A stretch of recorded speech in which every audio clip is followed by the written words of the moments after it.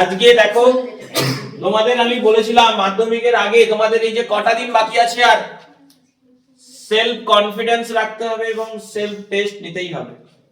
Daily 3খানা page, তার মধ্যে 1খানা page কি করতে হবে, নিজের টাইম ধরো, টাইম ধরে বসে ঘড়িতে টাইম লাগাও, তুমি বসে যাও দরজা বন্ধ করে, বাড়িতে বলে দাও পরিষ্কার আমি উঠবো না, যে যা পারো ডাকো, আমার পরীক্ষা চলছে, আমি মাধ্যমিক দিচ্ছি, এটা নিজেকে মনে করো।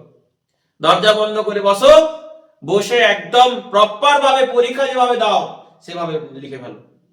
দেখো কত টাইমের মধ্যে শেষ হচ্ছে, এবং দেখো আরো যে কোন প্রশ্নগুলো তুমি পাচ্ছ না।